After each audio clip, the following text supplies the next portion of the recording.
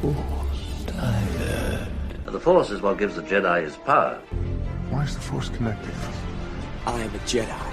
Always do, Jedi. We're a dyad in the Force.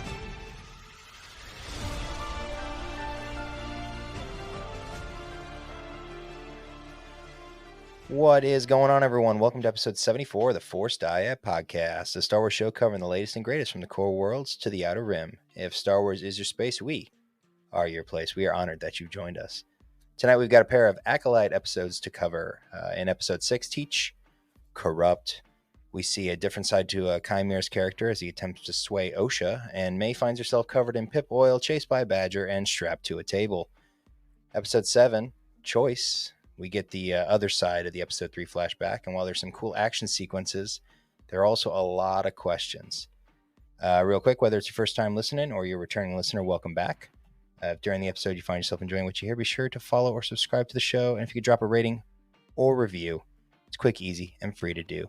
I'm your host, Obi-Shawn, and joining me tonight is my co-host with the most, Jedi John. How you doing, buddy? I'm feeling good. Feeling good. Ready to talk some Acolyte? Yes. It was an interesting episode, I feel like, this evening. So I am very interested to get your thoughts.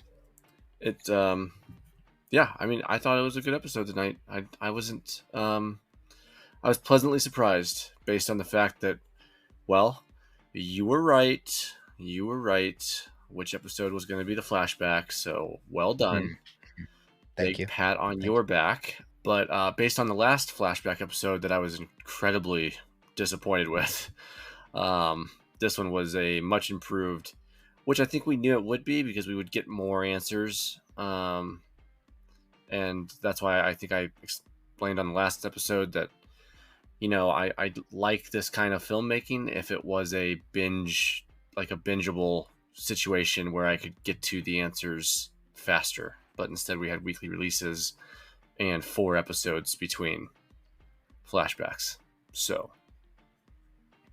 well, 3 episodes in between. Sorry.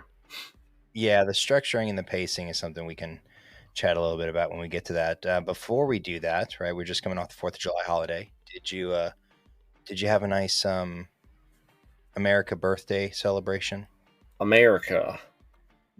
I'm not going to finish that quote, but yeah, America. I had a good one, you know, got a lot of time with the family and enjoyed everything that had to do with the 4th. I mean, we shot fireworks, we had barbecue, we went swimming. Overall, just a nice day with the family. I was off work, so I worked all weekend because a lot of festivities got moved to the weekend for a lot of people, but I worked all weekend, but I did get the 4th with the fam, so pretty cool. What about you? Yeah, it was good.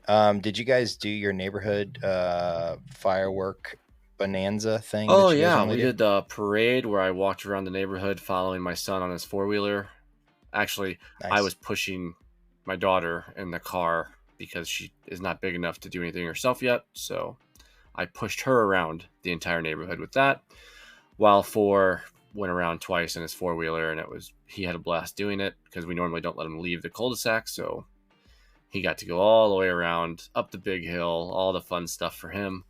And then, yeah, we did the poppers, and then we did sparklers, and then we sat back and watched the fireworks show in the neighborhood. So it was a good time. Very nice. Yeah. No, our weekend was good. Our firework festivities were delayed. Our neighborhood postponed them because, well, the weather report was like 80% chance of rain all day on Thursday, and then it didn't rain at all. Mm-hmm. So it actually kind of worked out because Friday night is a better night for firework parties anyways. So, but yeah, a couple barbecues, a couple fireworks shows, and then golfed on Sunday, which was good, except I couldn't putt to save my life. The golfers out there will know what that feels like. Short game was not there, huh? Short game was great. My chipping was fine. My hybrid through actually every part of my bag except for my putting was actually pretty good. I shot a 96 and I probably 3-putted 9 or 10 holes. So Well, it should have been a mid-80s round, and instead it was a should have 96. scrambled that one. Should have scrambled it. So, but yeah, and then Sunday afternoon we took Connor to his first movie ever, in the theater, I should say. Nice. We saw Inside Out 2, which was really good.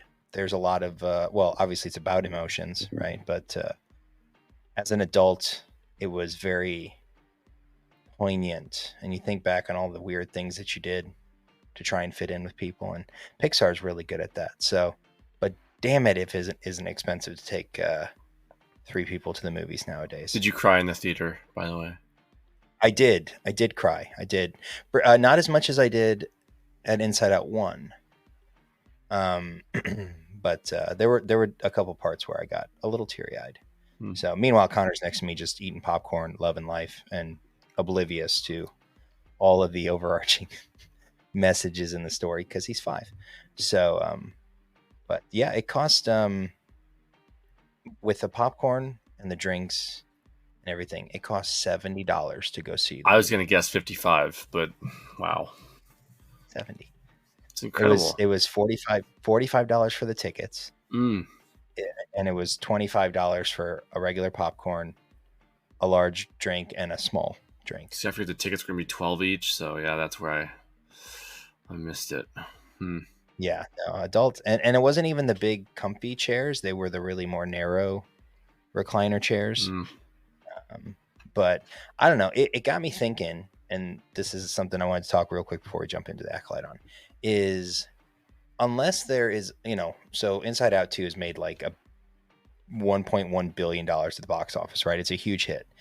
And, it's a perfect family movie, right? Take your kids, whatever. But unless you have a film that is like, well, I guess like last year with Barbie or Oppenheimer, like you have to see it in the movie theater. Why on earth would anyone go to the movies and spend that much money when you could just wait 6 or 8 weeks and have it on whatever streaming service you have? I don't understand. I don't know. I haven't been to the theater since we went and saw Return of the Jedi, and prior to that, I think it was A New Hope or Empire. I don't know. Did we see Empire or Phantom Menace? Sorry.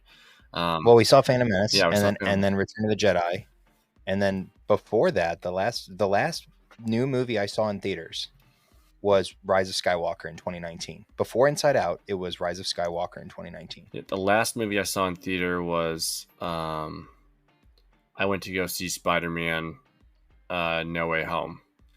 That was the last new movie I saw. I wanted to go see Dune. It didn't happen for whatever reason that time. I wanted to go see Dune 2.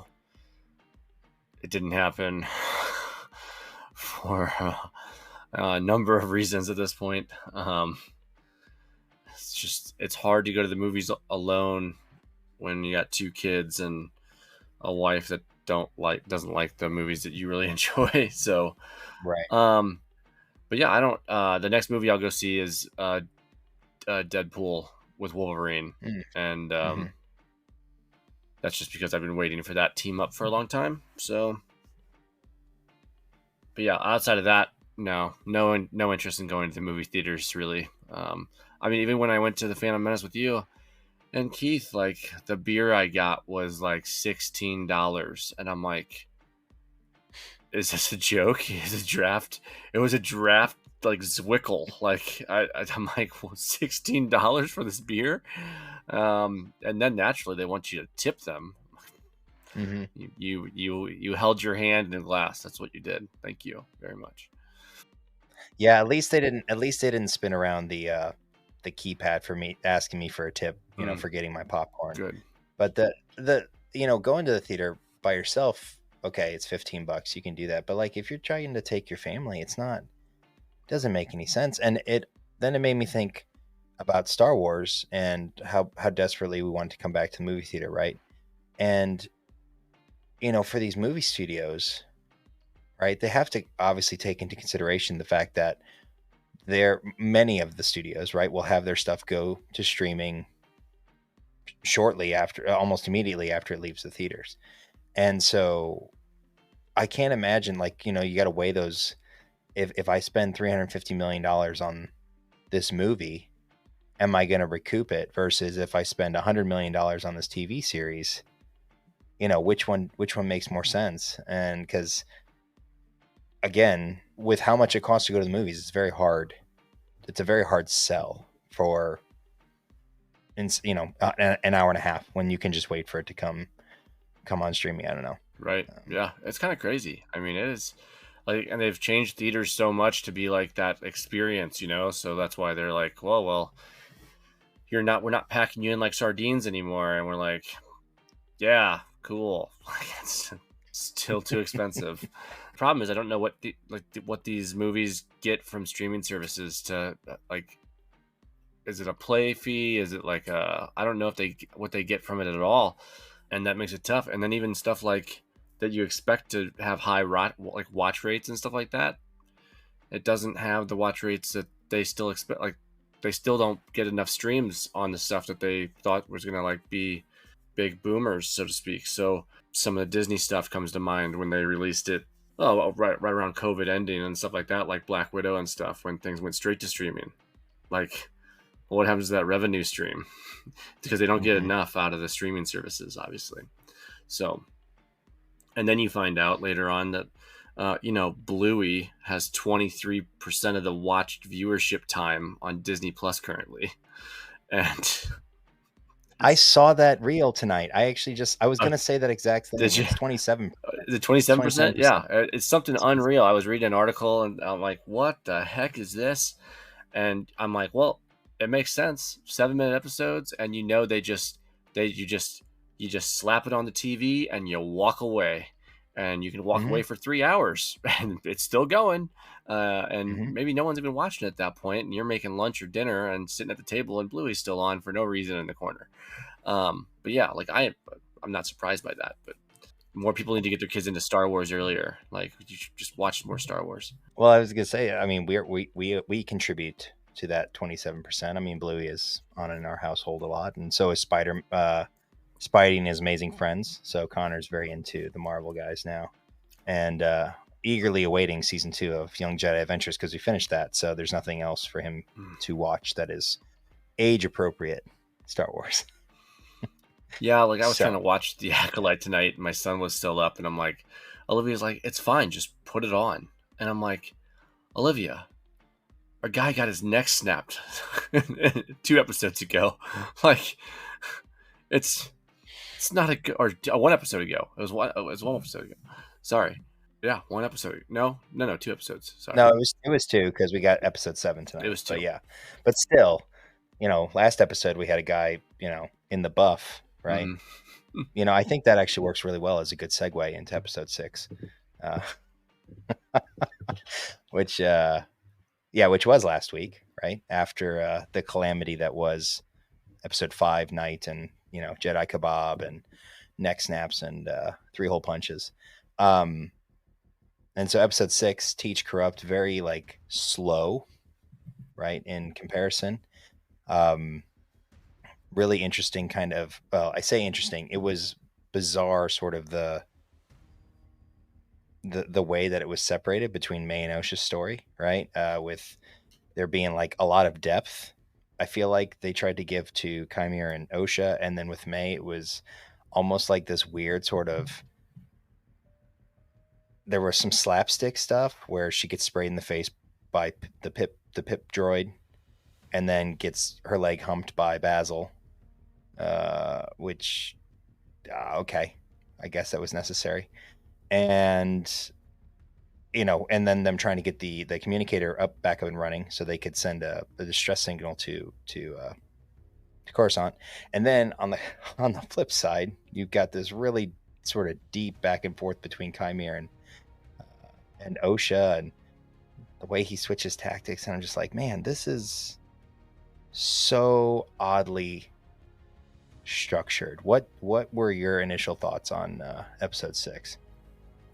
I think it's very interesting the way you put that. Very oddly structured. I think it was. I mean, I truthfully did not like the Mae and Sol pieces very much, because I felt like it was, I don't know if it felt rushed, or it was just too obvious that it wasn't Osha. I'm like, what a terrible plan that she had. I don't understand why she thought she could fool them. It was just strange to me, I guess. But anyway, but the Osha and Qimir stuff was just almost entrancing. The way that they shaped their conversations, and it honestly left me wanting more of those dialogue moments, even though it was slower dialogue in some cases, but it was very meaningful. And I think I said this in the text chain, but like, I enjoyed seeing his switch of tactics between how he first like presented to Mae earlier in the season, and then now came back to Osha with a very different tactic. And he tried one way, it didn't go well, and then he immediately started going in a different direction. So it just shows his, I guess, I don't know if attunement is that a word, to the dark side, and its way of finding out what the desire is of that person, which we got a little bit more of in episode 7 tonight. Like, we got a little more of the, I know what you want, let me help you get it. So pretty interesting connections between the two episodes. Yeah, and with the Osha and Qimir discussions, the way that he's able to relate to her, or seemingly relate to her, at the same level, almost having somewhat of an identical experience, or at least implied identical experience, with the Jedi Order.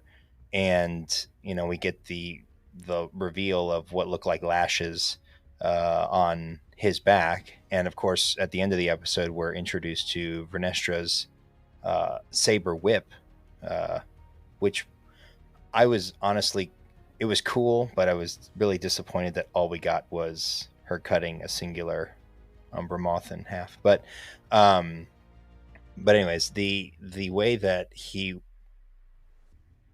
was able to connect with her in that way of, oh, you were discarded, and when you lose everything, it's when you become like, I think he's like, once you've lost everything, it's when you're most free, or something like that. I forget the exact words, but when you have nothing to lose, you have sort of the ultimate freedom to do whatever it is you want. And that's a very it's a very dark side thing to push, right? And the way that he talks about her losing touch through the Jedi method of force connection, whereas the dark side, as we've learned through multiple stories, is a quick and sort of less intensive, but it's well documented that it's easier to attain power through. So right, but it's like less, it takes less refinement, right? Like, so the dark side is very crude, right? We see it with Ezra and Rebels, where he's able to tap into it to push away the bats, right, in like the 7th episode of season 1 or whatever that was. And he taps into it immediately. Elzar does it in the High Republic books, and obviously he's a Jedi, but the way that he's able to quickly tap into it, not wanting to, but he does, and lets the emotion take over. And so it kind of made me wonder initially, when she talks with Jecki in episode 4 in Day about feeling a connection, whether that was actually through the dark side as opposed to the light side. But we got in episode 6, we got the confirmation of what everyone was discussing, which was that the helmet was made of Crotosis. The explanation was really cool, as far as like what the helmet does. Mm-hmm. As far as like creating like that, he describes it more like a training helmet that they use as younglings, where they are basically cut off, or not cut off, but they only feel the Force, or they only see the Force, which I thought was really cool, because it explains so well why he was able to just mow through everyone.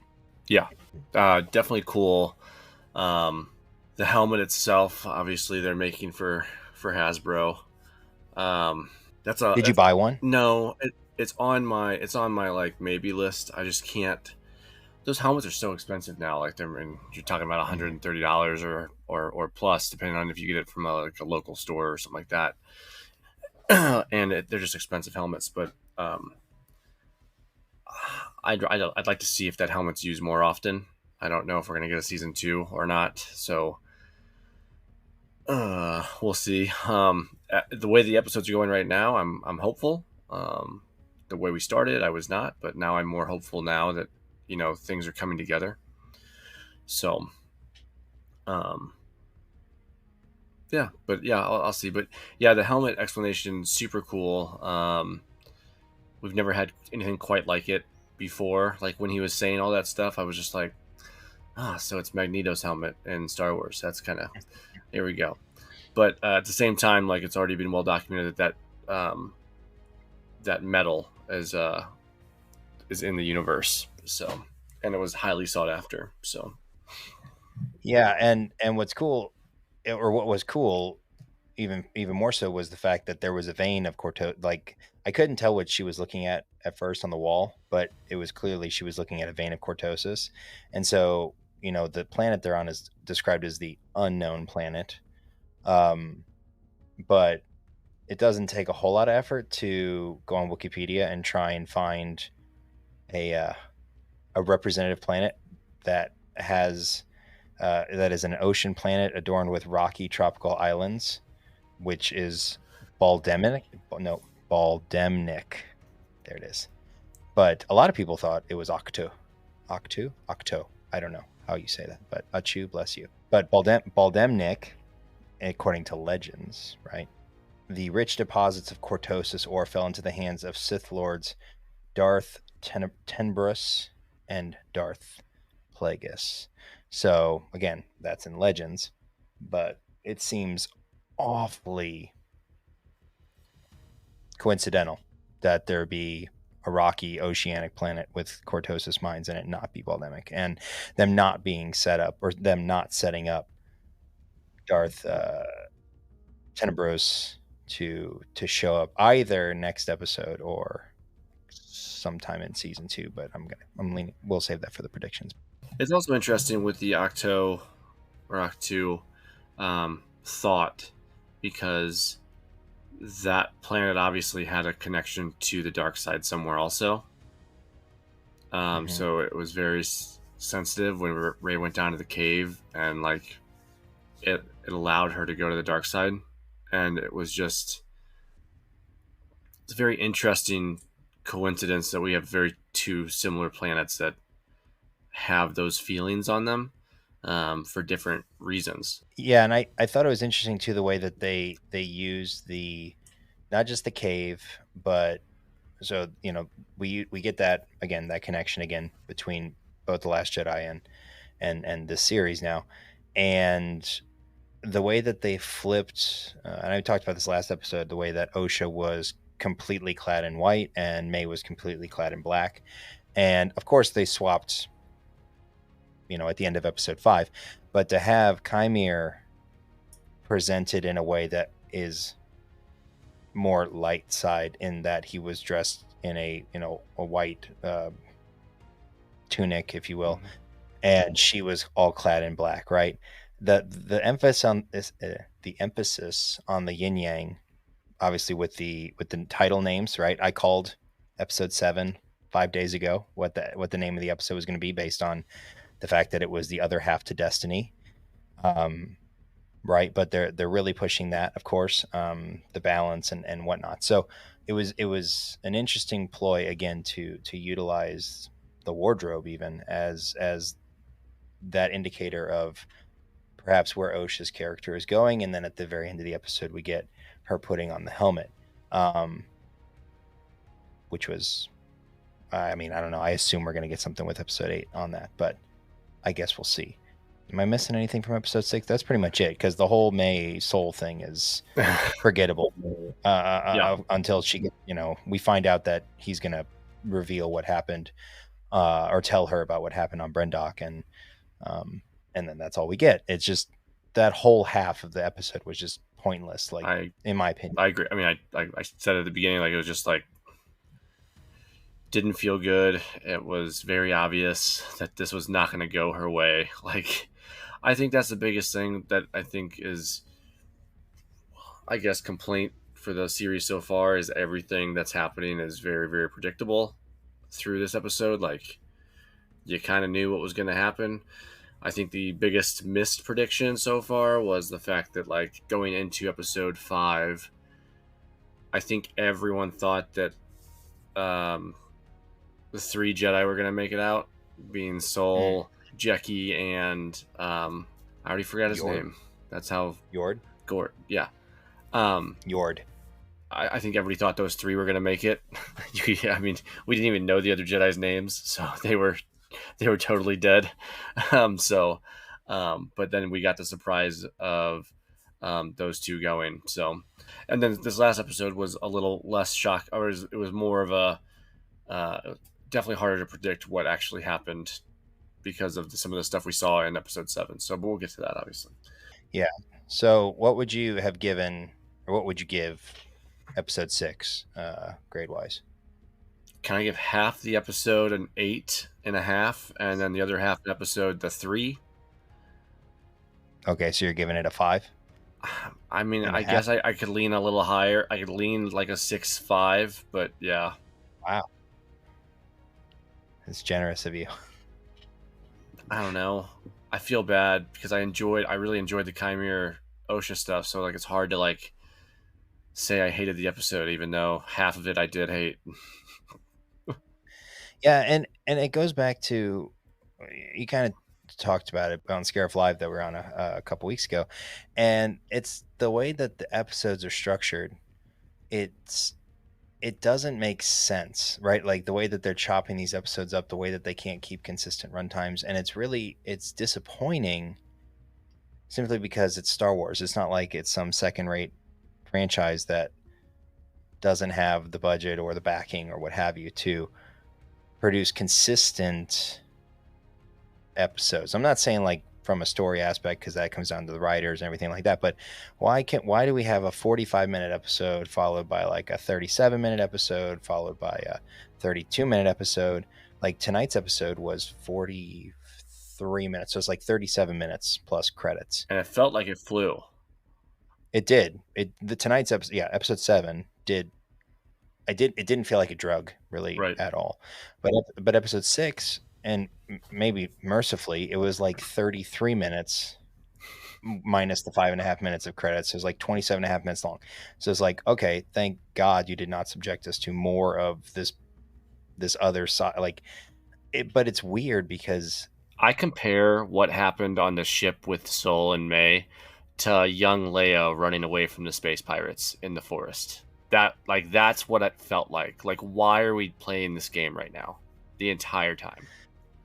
Like, the only thing I could think of, and I was trying to give Sol the benefit of the doubt until I saw episode 7, and I was like, and the only thing I think of was if he was going to try and see if Mae would like reveal herself to him, right? Because the way he says something about the Pip Boy and everything like that, I felt like he was trying to trick her in a way to revealing herself and whatnot. And so and she almost kind of did, where she started asking questions about different things and whatnot. And I almost wish they would have let that go, like taken it further, because like if that's the ploy, if he's trying to manipulate her into revealing herself, okay, right? Like he's trying to let her come back, but and maybe that's why he's exasperated at the end after he blasts her. But Basil's standing right behind him, just like, oh, see, I told on you, basically. Like he's the snitch, and I don't know. It's just frustrating because I want to love the show so much, and it's just one of those things where the pacing and the way that the story is being it's meandering. It's just, I don't know. It doesn't seem cohesive, which is it's disappointing. So you've got it a 6.5. Yeah, I'll leave it there. I don't feel good about it, but I'll leave it there. Okay. Yeah, I probably would have been like a 5.5 or a 6. Just because for many of the same reasons. So, I wish the whole episode would have just been Qimir and Osha. Like, I would have taken 27 minutes of them, just of him, giving her the elevator pitch on why the dark side is, they've got cookies and pizza and they have more fun. What else right? do they need? Honestly. Right, exactly. The dark side has more fun. So, just tap into that rage and sadness and grief and loss and just channel that into power. And just like, yes, I want to see that. I want that to happen. So, and maybe Osha will be the Acolyte, and that'd probably be okay. So real quick, IMDb has it at a 5.1, 6.1 thousand. 6,100 reviews or ratings, excuse me. 35% of those are 1 star. 10% are 10 stars, or 10 stars, 10 out of 10. And again, I honestly don't think that there's 2,100 people who actually thought it was the worst episode ever. I do think that that's, we're getting some bombers. Yeah, but I mean, if we look at it in the structure of the entire series, it's actually tied for the 3rd highest rated episode so far this year. So people seem to enjoy it. Well, people seem to enjoy it. 5.1. I'm trying to have some positive, like, not be just they're getting Nancy. bombed. Like, honestly, somebody needs to make the meme or reel of Star Wars fans trolling as the bombs that are about to fall out of the bomber onto the Juggernaut, which is the Star Wars TV shows right now. Like, that's like, and then when they get back to the ship and Leia starts berating Poe Dameron for ruining shows because of their own, they let their own thoughts win versus thinking about the collective. That's what I need. Anywho, that would be funny. So then episode 7 dropped tonight. Choice, again, the second half or the other half of episode 3, the flashback. New or because it was the same director, it was my theory that it would be this episode. It was, and like I said earlier, I even called the episode name. So thank you. That's all I have. I will see myself out. Right. So we get. It's interesting because we get bits and pieces from episode 3 sprinkled, but from a different perspective, which is pretty cool. From a certain point of view. Exactly. From Sol's point of view, right? Mm-hmm. So this is Sol's recounting of everything. And so this is probably more closer to the truth, right? So the Jedi are the 4 of them, right? We're on Brendok as part of a mission to explore or investigate a vergence in the Force coming from Brendok, which we get the cool little Easter egg going all the way back to Light of the Jedi, the very first book. Yep. Yeah, the hyperspace disaster, which is cool. Yep. And Dara talking about how there should be no life on this planet because of that, and yet I perked up a little bit for it. I'm like, ooh, I know what that is. I know. I know that reference. I get it. Hey, right there. Hey. So that was cool.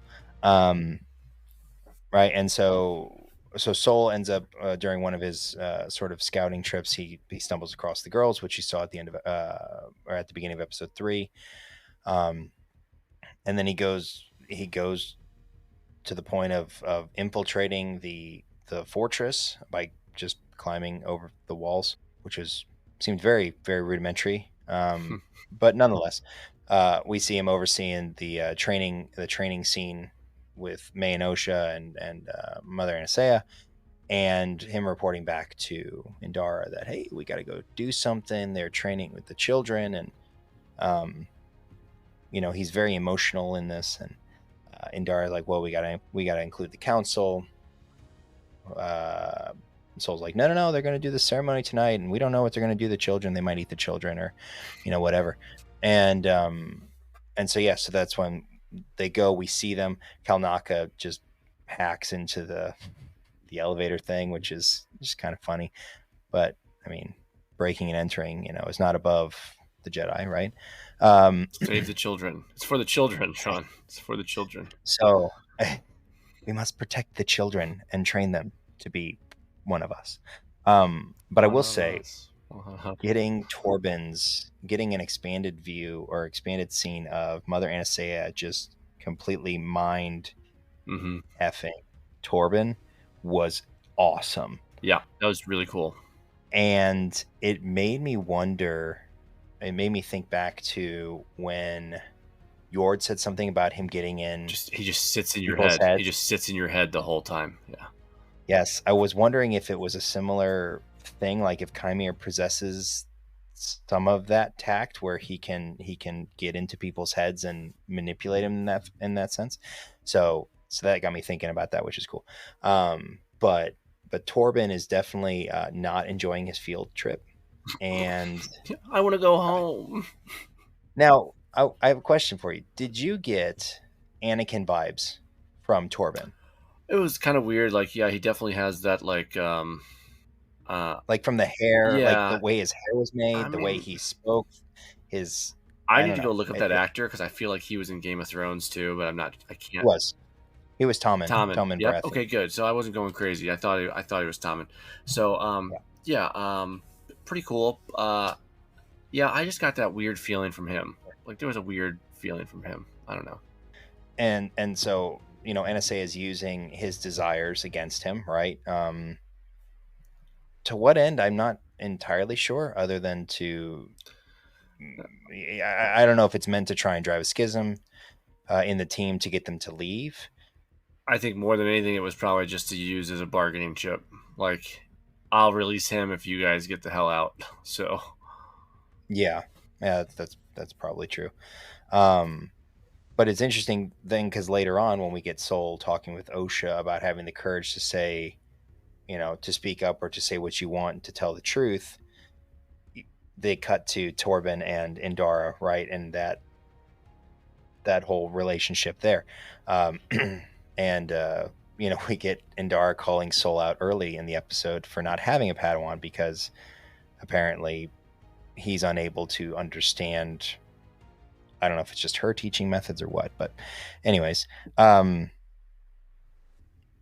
So after, Mae talks about them sacrificing a whole bunch of people, which freaks the heck out of Indara, which then Torben decides to run off and just basically ruin everyone's weekend. And we get the showdown at the fortress. Although it did not go how I was expecting. Nope. I don't know about you, right? And then turns out that Sol is kind of a dick. Well, it's tough because it's Sol's fault, right? Obviously, like, we get him stabbing somebody that I don't think was actually threatening him. But if somebody's disappearing next to you, I might freak out a little bit. But the thing is that, okay, so first of all, we get the council says no go, right? Don't do that. And don't do this, right? So he completely defies the orders, right? And he had to chase Torben. True, I guess. But the thing is, he caught him, and then he's like, hey, come climb the wall with me. We're going to go get them, right? So he could have been like, hey, I caught you. Let's go back. But he had that connection, right? Or he had that perceived connection to Osha. And he saw her. It's interesting. He saw her while he was there. Like, he waited, sensed her, and then it's like, you're right, she's in danger. We got to go. Except for that, in the moment where, like, right before everything triggers, he calls Mae Osha. He doesn't even know who she is. Mm-hmm. And now I don't know if his mind's his own, at this point, right? I don't think he's possessed, right? Obviously, Kalnaka gets possessed, which was pretty cool. But yeah, him killing Mother Anasea is, I did not expect that. I did not expect that level of like, emotion is not the right word, but like that rash sort of, change in decision making. Because throughout the series, he kind of felt like Qui-Gon in aspects, right? Like the way that he was kind of pushing different buttons, he was defying different things, the way he had perceived wisdom. And yet you get to that point and there's no way that Qui-Gon's ever doing something like that. But it is ironic or coincidental that both Sol and Qui-Gon sense the virgins, right? With Qui-Gon's being Anakin and Sol's being Mae and Osha. So Coral possesses Kalnaka. We get Kalnaka versus Torben versus Sol. Indara is able to free him of the possession and at the same time kill all of the other witches. Yeah, I was hoping she was going to explain what she did to their minds, because she obviously got them out of Kalnaka, but they just all took a nap. Died? I don't know. Like, it was like Batman. Oh, he's tuckered out. Like, no, you killed him. He's just sleeping. These are ninjas. They block swords. Oh man, those are funny. Those are funny. He's all tuckered out. Okay, let's go. But after Kanaka gets freed of his possession, where does Coral go? It does, like, because she went ethereal, right? Mm-hmm. Where does she go? Is she gone? Does she manifest somewhere else? Is she the one pulling the strings with Qimir? Did she find Qimir? There's a lot of questions with her. But then Indara instructs Sol to go find the twins, and he finds them. And again, Sol is kind of a dick because he's saving them both, and he makes a choice to let Mae die, or presumably in the moment, yes, presumably die to save Osha. And I did not expect that either. Yeah, I didn't like that. Didn't like that. I guess he wasn't near as powerful as he is now, because, you expect a Master Jedi to be able to lift two things at once, as in two humans. Yeah, and the thing is, I don't know why he didn't, and again, hindsight, whatever, and story and whatever, but can he not just, like, throw the girls backwards? Yeah. Off of that part that's going to collapse, or just float the girls. I don't understand. Like, just lift the girls. Right. Yeah, he didn't have to hold up the whole damn bridge. Yeah, that bridge is heavy. I understand, but like, just pick the people up. But that's the thing. He didn't even force grab. He didn't even force grab Osha. He grabbed her arm, right. Like physically grabbed her arm. So he didn't. And maybe it was because he wasn't able to tap into the Force, or maybe because he'd used all of the Force. Oh, so he has a Force. He has a Force energy bar now. He has a meter. Oh. Force meter. He was out of mana. His mana needed to rejuvenate. He missed the bar expansion earlier in the episode. He didn't pick up the extension. Yeah, it's too bad. No, he's got the novice robes of conjuration, right? Yeah. He needs the adept or master robe. He needs mage's robes. Yeah, that's really he had the wrong mage robes on. His fault. But still, like, and after all of that, right? When we get the end with, so first of all, before we get to the end, what I did not like, because I don't think we're ever going to get this, is how on earth does Mae live? Yeah, I don't know if we're going to get that exact answer, but people that fall down big pits in Star Wars are notorious for living, so I don't know why this is a question. Somehow Mae returned. Oh God. Okay. So, we're back on the ship. back on the ship. Just saying, Luke and, fell down a whole thing in Cloud City, and all of a sudden he was just in a big slide. That is true. That is, yeah. Yeah. But here's the thing, right? Luke got his hand cut off. Palpatine was electrocuted, and Maul was cut in half, and they all came back. But Mae wasn't hurt that we saw, except she might have burned herself when she lit the thing on fire.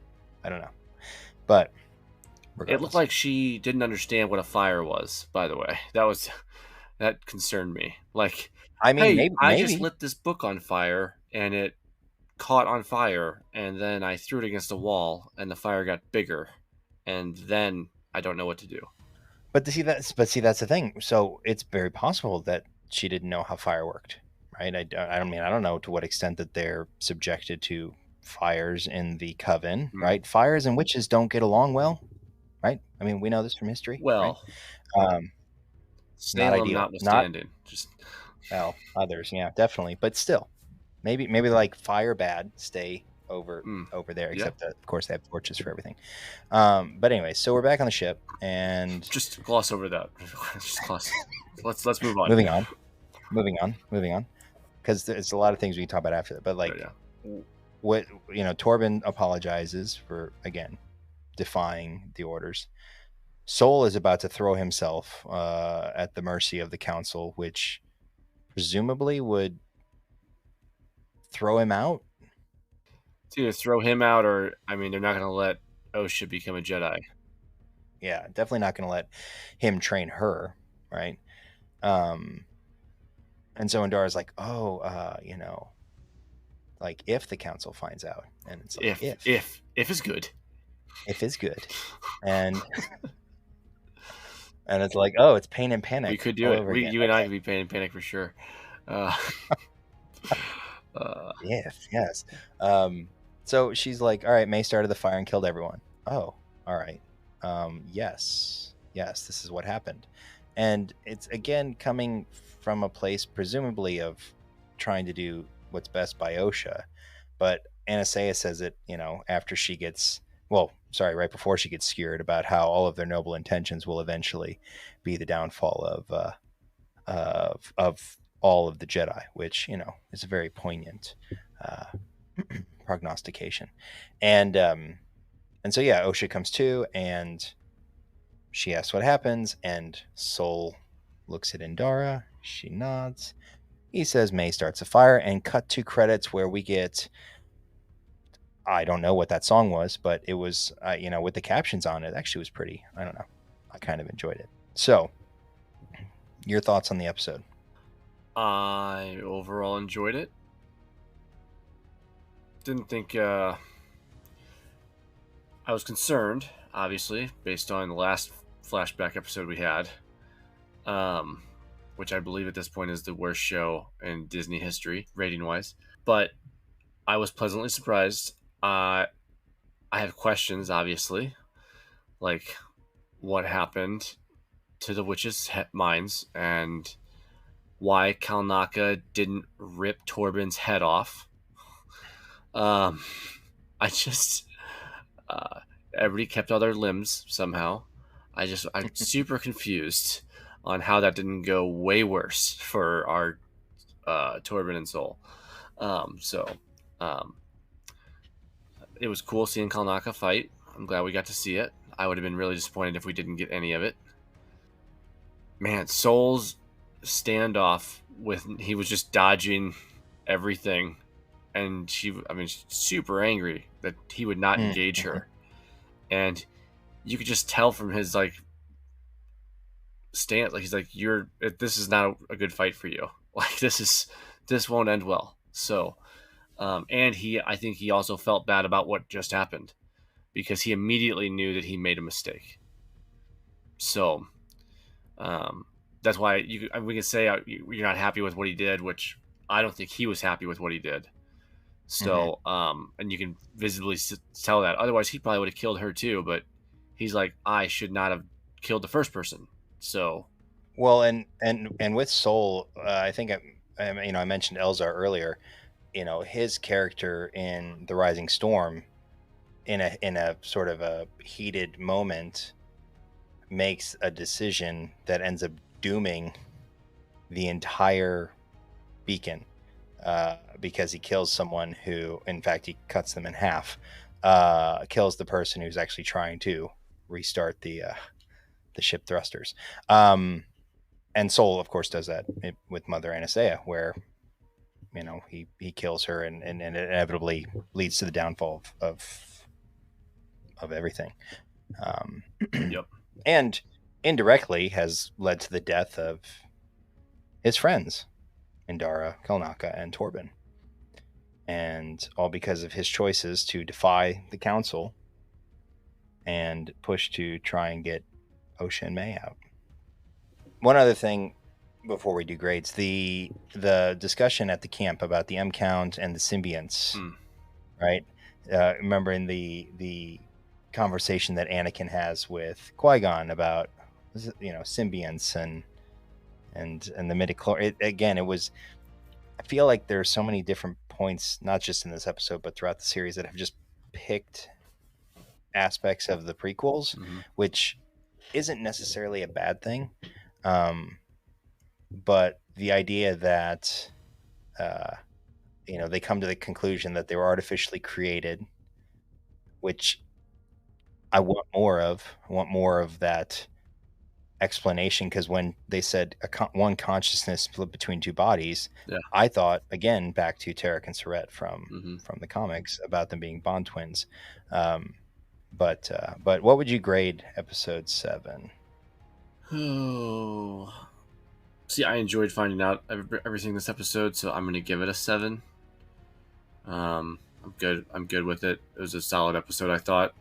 I just thought about this while we were just sitting here talking, and obviously the episode's still very fresh in our minds, but Mae fell and then turned into her dust form and then reappeared somewhere else. That's how she survived. I'm going to call it now.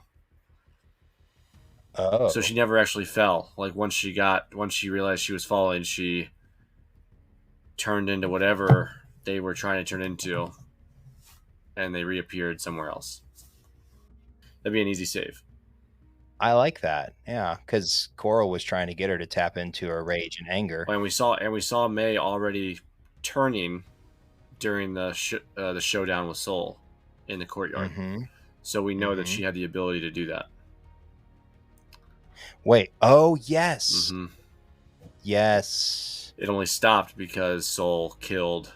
Because I guess he thought that Mae was in danger, or Osha. In that case, I think he still thought it was Osha. Maybe, I don't know. I can't remember now. Yes. We watched the episode literally 20 minutes before we got on the pod today. So, but yeah, yes. So she was turning. So I would say that she probably turned into whatever she could turn into to save herself in that moment.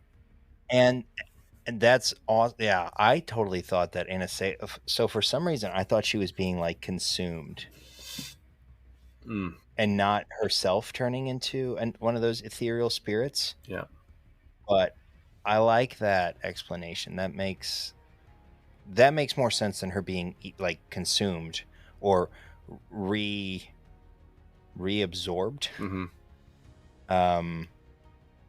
Which again, I don't know what the heck Anastasia was doing, but no, that makes sense. I completely forgot about that, because you only see it briefly. Like her arm starts going. Yeah, exactly. She starts, being Thanos, and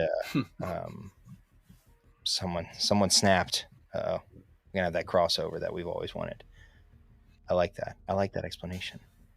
I hope you're right. Yeah. What's your rating though? Sorry. Oh,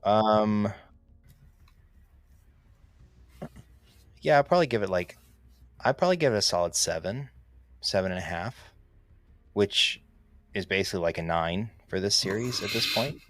And I don't say that to be like, I know, like, mean about it, but it was I enjoyed it. It didn't feel like it drug at any point. There are things that I wish would have been answered that weren't answered. But that's just the nature of storytelling.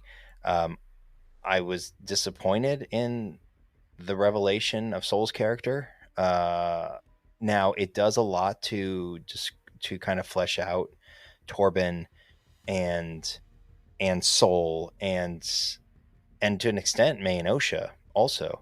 And it's really, really confusing that they waited until the second to last episode to give us that. Yeah. Because, like, I feel like yes, you can retrospectively look at some of the decisions that are made and go, oh, okay, that makes more sense now, or I understand why they feel this way, or they're doing this thing, etc.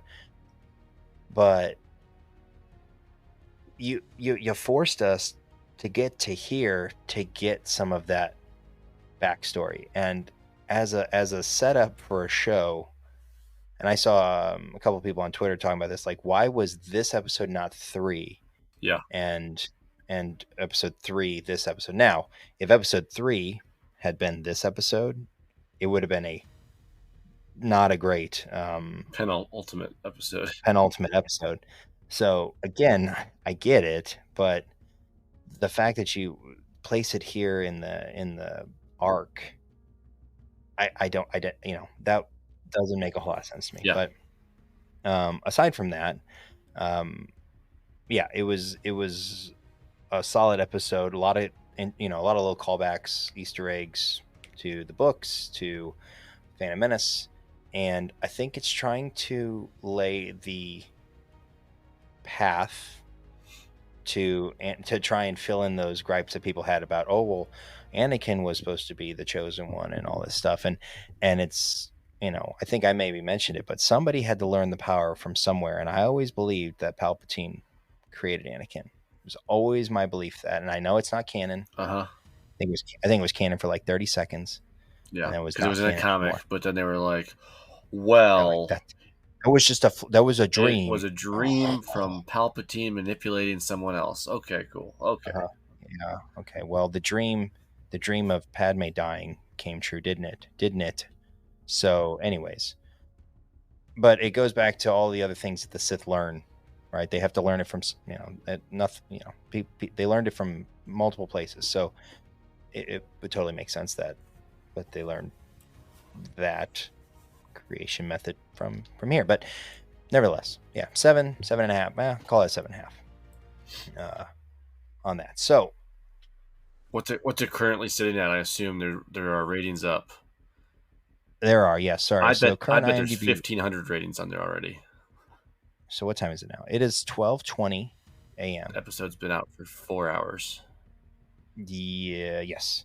And there are 778 ratings, and it is currently sitting at a 5.1 out of 10. And would you be surprised that 41% of the votes are for 1 out of 10? Yeah, so I mean, it makes absolutely no sense. It's just getting bombed. That's all it is, and that sucks. And that's and it is not the best structured show. It's not the best written show. There are certainly bright spots from some of the actors. Again, Lee Jung Jae, right? That's his name, right? The guy who plays Sol is incredible. Manny Jacinto's Qimir is great, but like it's not that bad. Like, it's not as bad. It's not a 5.1. Like, I mean, I said it the other week, like, the worst Book of Boba Fett show is still better rated than all of these shows, pretty much. And I'm like, that's embarrassing, and it's also not true. Like, the worst Book of Boba Fett show was worse than some of these episodes. So yeah, and so it's really disappointing that bots, or it has to be bots, or people just have no time on their hand, or there's 450 people up there that just say, you know what, every launch we're just going to go on and give it a 1 star. There's probably a Facebook group that they're in together. Hey guys, the episode just launched, head over to IMDb. Nerds, just nerds. And if there is a plan for season 2, and we'll talk about that here in a second, like, and it makes me wonder too about like Skeleton Crew, which is supposed to come out later this year, right? Like, that will have literally no affiliation to anything, really, like, whether it's at least how I understand it, right? It will have no affiliation to what we know and are comfortable with, right? This will be a completely new story. If something like this with Jedi and potentially Sith and a lead into Palpatine and Plagueis and Timberus and whatever is getting bombed like this, what's going to happen when it's Jude Law and 6 kids stuck on a spaceship? Like, is it even going to come out? There's a question I want to ask, but then I don't want to ask it, so I'll save it for later. Okay. I mean, they got a Lego set for the new Skeleton Crew ship, which looks cool. But anyways, looking ahead to next week, episode 8, and potentially beyond, where do you see this finishing?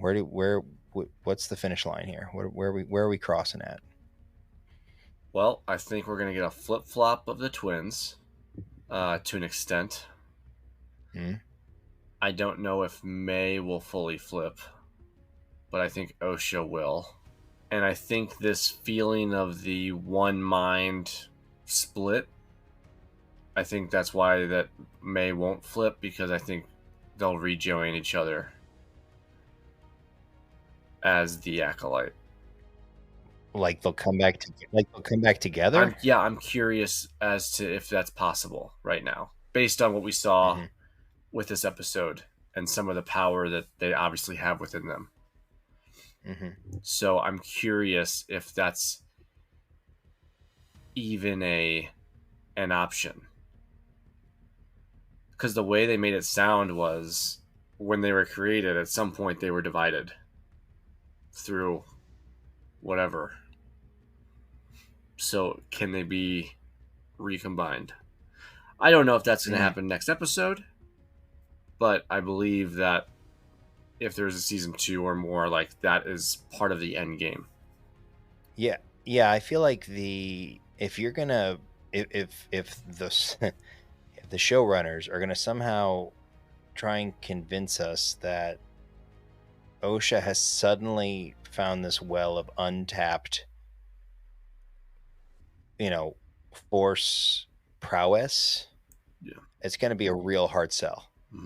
Like, especially if now we know from the trailer, I think the last little bits from the trailer are there's going to be some sort of space conflict, at least initially, with Sol's ship and I'm going to guess Qimir ship. Now, is Osha piloting it? Probably. Or are the Jedi, or like Venestra and them, chasing down Sol to try and like wipe tie up the loose ends, right? Obviously we don't know. We'll see next week. My prediction for the episode names are going to be beginning and end,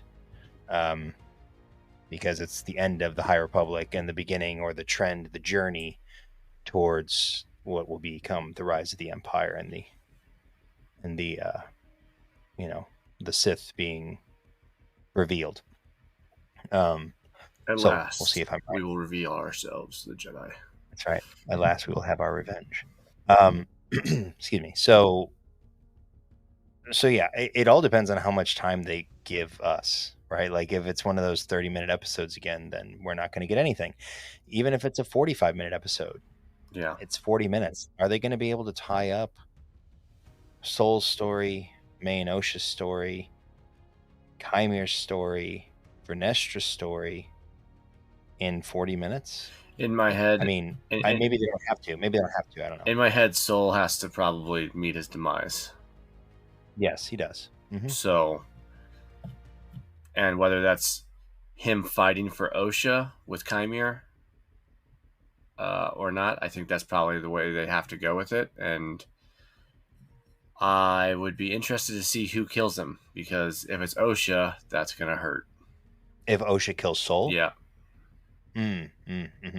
See, I don't think Sol fighting Qimir for Osha and dying that way is actually beneficial for Osha, because if nothing else, unless she's completely written off Sol as, an ally in that respect, because then it will just create more pain and loss and despair, which would drive her even quicker to the dark side. I have absolutely no clue what's going to happen with Mae. Like, this is the thing that's most frustrating about the show, is the two characters that I feel like you're supposed to care about most. And we've got, again, talked about this already, so it probably sounds like a broken record, but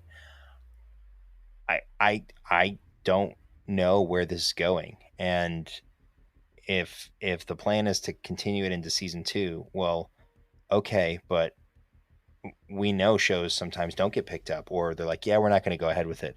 So if you don't complete or at least give some sort of good ending to the story in the hopes that a season 2 happens, people are going to be even more angry than they already are. It's going to be bad. If they don't greenlight season 2 after what has been happening with it, like, it's going to be just, it's there's going to be riots. I'll see you at Target. Mm-hmm.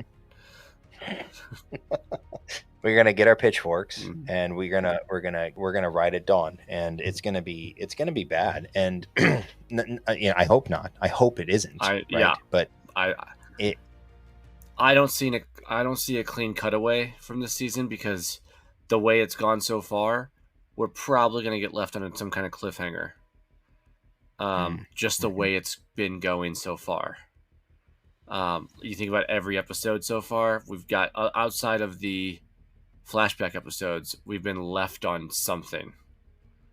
Like Osha putting the helmet on, the reveal of Qimir, the episode before. Like, there's been things we've been left on almost every episode. So are they gonna leave us on something? And I'm thinking, yeah. I just feel like there's so many mysteries that are still needing to be resolved, that, like, the whole thing with Vernestra, like, I don't understand her place in the story unless it is to be Chimir's former master, right? And again, it's alluded to, but the question is why? Like, why does it need to be her? Why couldn't it be just somebody else? Was it only to bring in the High Republic tie-in, or is there some sort of deeper story behind that? Like, otherwise it could have just been any Jedi. It could have been Sol. It could have been not Yord, but it could have been the Plo Koon wannabe that gets skewered. Like, it could have been any of them. Yeah. It didn't have to be Vernestra. So, like, I feel like if we don't get some sort of tie-in, something with that, then what's the point, right? And then you've got, who is Chimir's master? Do we actually see that individual in this episode? A lot of people are speculating that I know I'm saying it wrong, but like Tenebris is going to show up at the end of the episode, a la Vader in Jedi Fallen Order, and just completely like, yeah, you're useless, adios. Maybe that'd be kind of cool. And then you've got Sol and then Mae and Osha, right? Like, there's so many things they have to tie together, and I don't know how they're going to do it in one episode. I'm really kind of concerned. But then again, honestly, it would be on par with how the rest of the series has been presented. And so maybe it wouldn't be that surprising. So I don't know. I'm hopeful, but unless we're given like an hour-long episode, I feel like there's going to be some definite holes and gaps that are left behind, and it's going to be frustrating. Yep.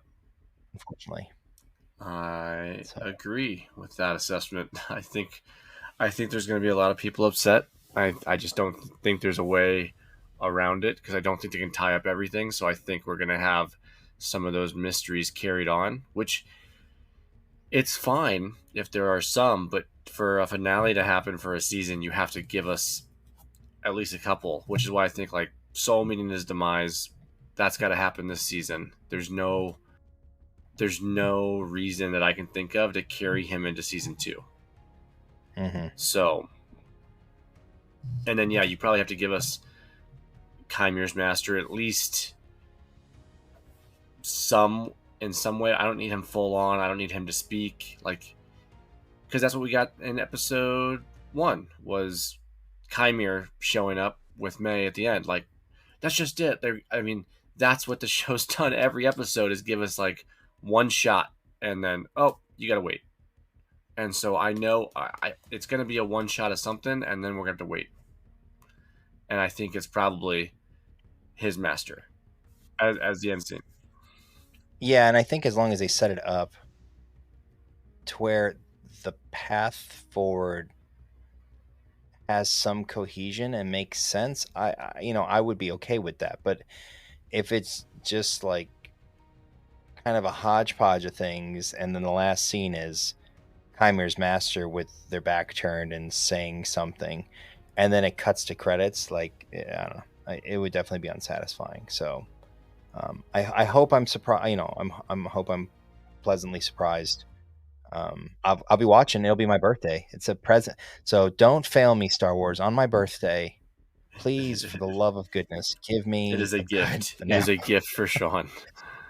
Give me a gift on my birthday. I'm going to be 37. You give me a good birthday gift, please. Give me good Star Wars content, please.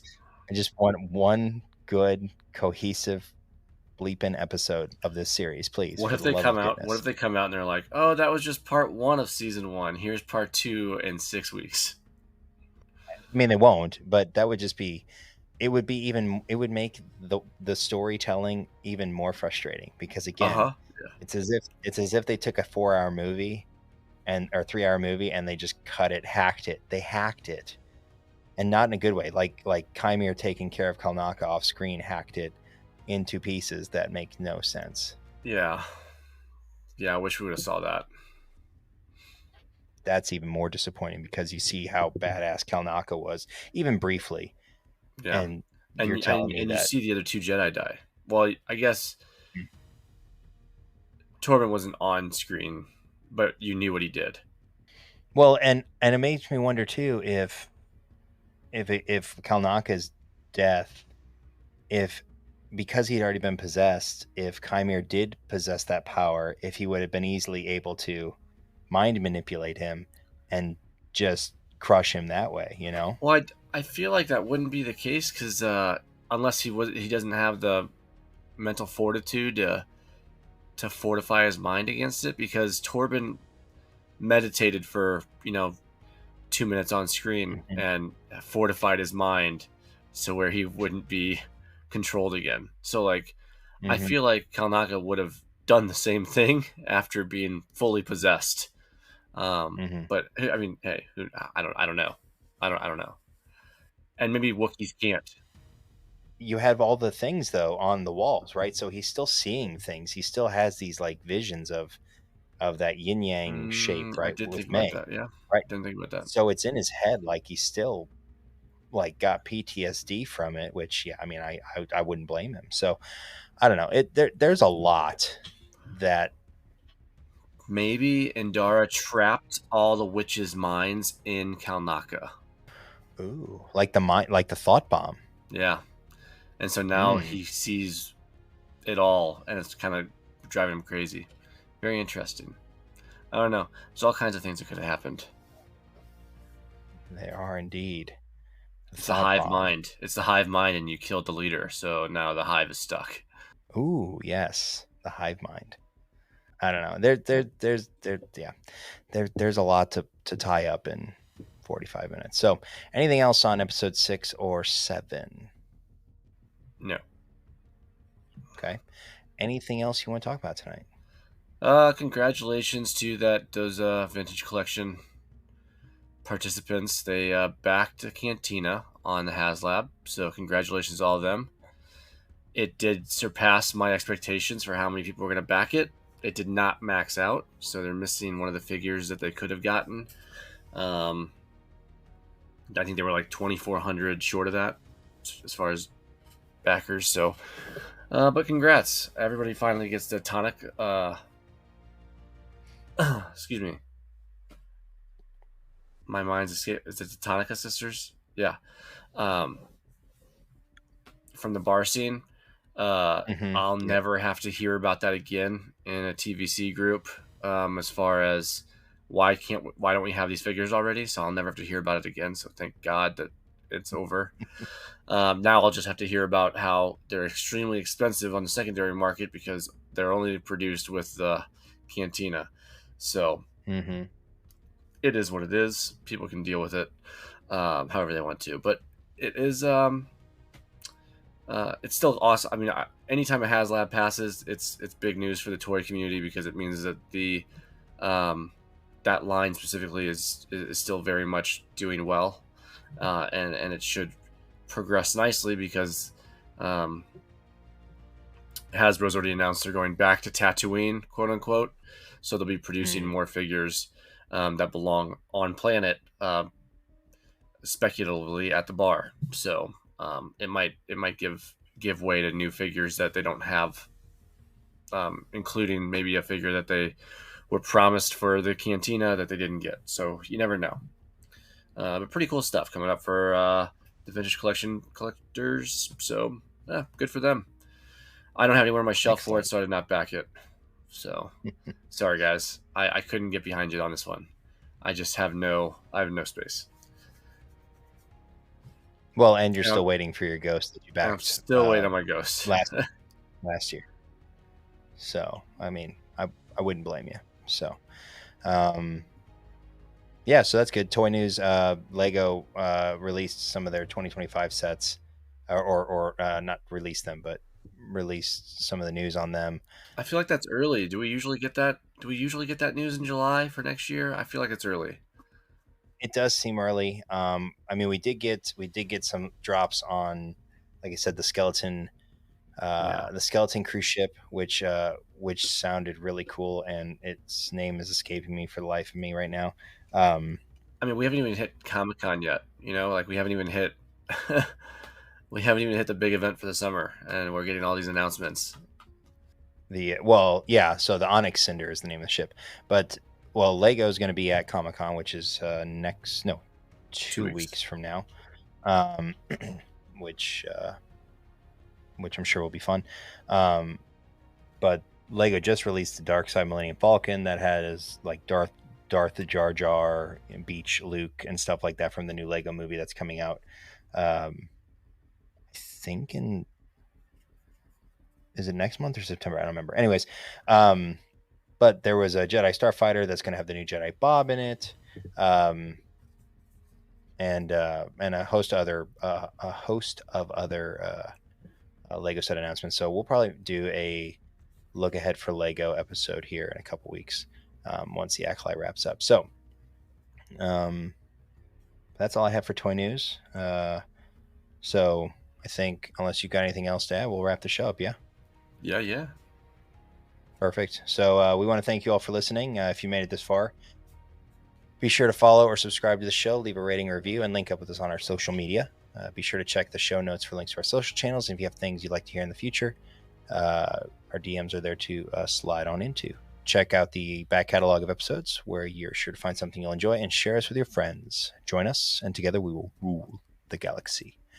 With that, we bring the episode to a close. So for Jedi John, I'm Obi Sean, and until next time, may the Force be with you.